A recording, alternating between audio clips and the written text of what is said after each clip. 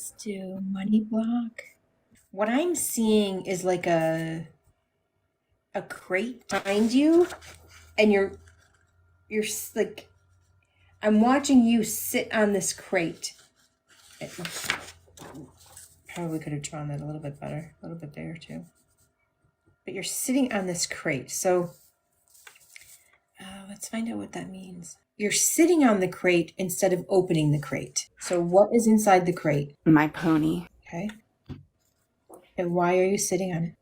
Because if I didn't protect it, it would just be given away.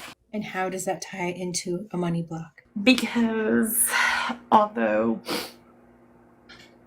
we were not poor by any means growing up, my father raised us as we were poor and in the mindset of being poor. Like there was never enough. You had to have hand-me-downs. He was always buying me expensive gifts.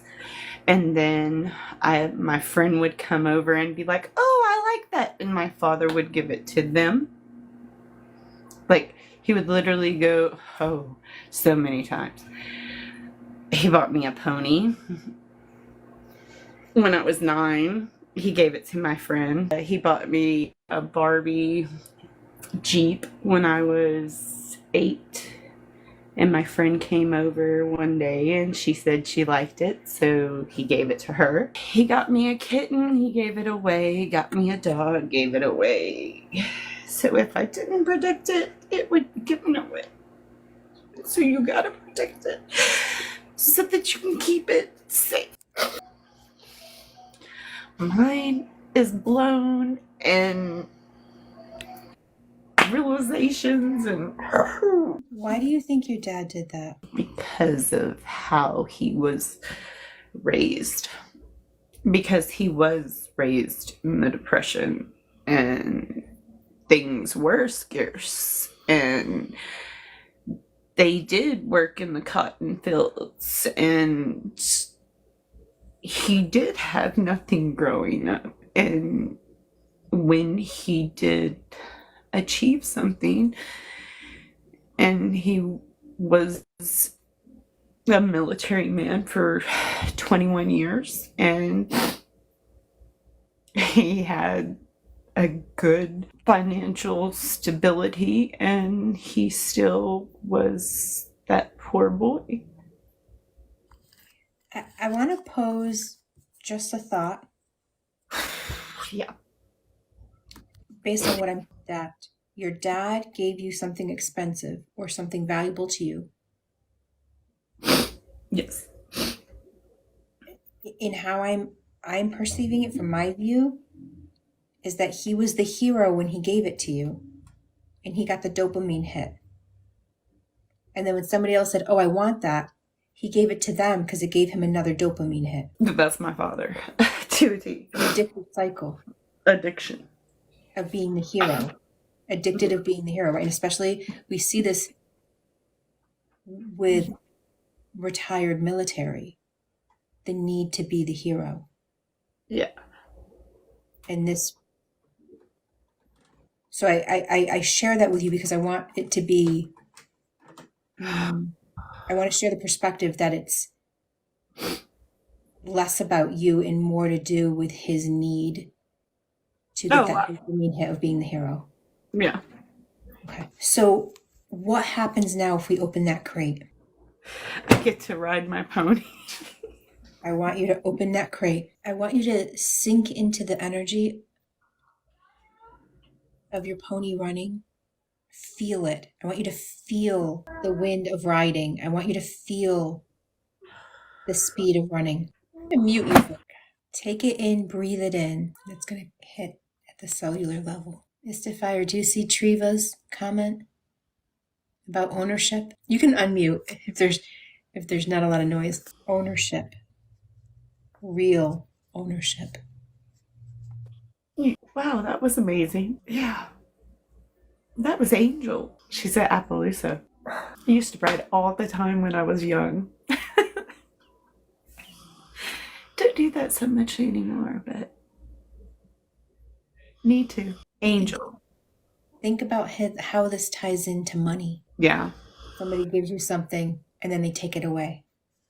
Well, that's how I mean, the cycle has always been like we get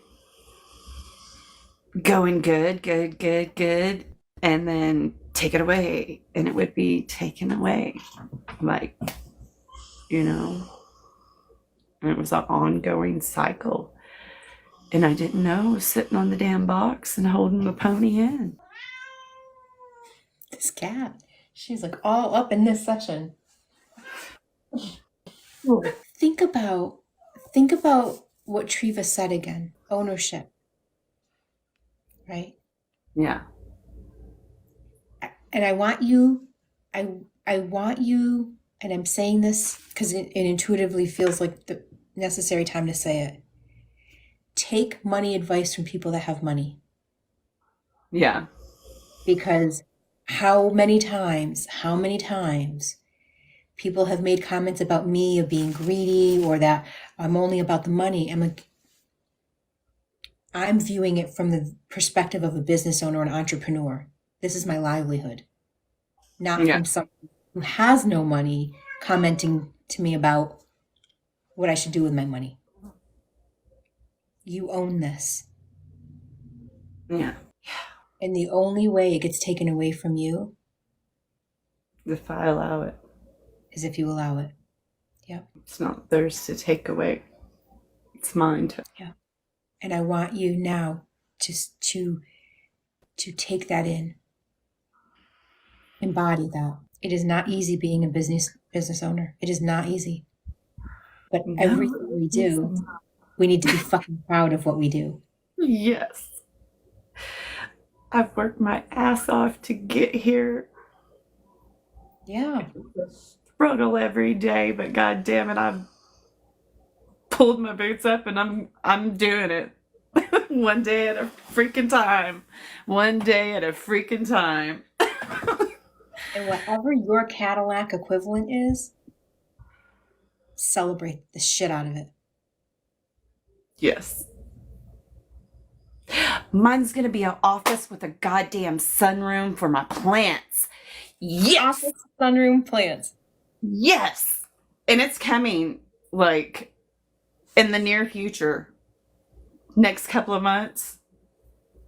Oh, yes. Office, sunroom, plants. I got the plants already, and they're sitting in the windowsill, but they need a way bigger space. Mm-hmm. Because, you got to bring the green in, so when you're working yourself away, it's got to have some kind of outside, inside. The reflection of your work being joyously reflected back at you. Yes. Let me rephrase that. The reflection of your work. No. How do I want to rephrase that? Because I get in that Cadillac every day and I'm like, I fucking love you. When it's going 90 on the freeway and it wants to go faster. And because I'm in that space, it continues to feed my joy of the work that I've done. I know I'm there when I have my Mustang convertible. Convertible. Always wanted a 64 and a half. It has to be a 64 and a half. First year the Mustang was ever made. And it was a half year. And so 64 and a half convertible Ponyboy seats. Gotta have Ponyboy seats. Fully leather. 8 tap buttons. Yes. Beautiful. Oh, and I had one. It wasn't a convertible when I was 16. And my dad traded it for tires for his pickup. Chevy pickup. And I was like, Misty, you dumbass. Because I allowed it. Yeah. Thank you. A happy heart. A happy heart. Get back on the comments. Okay.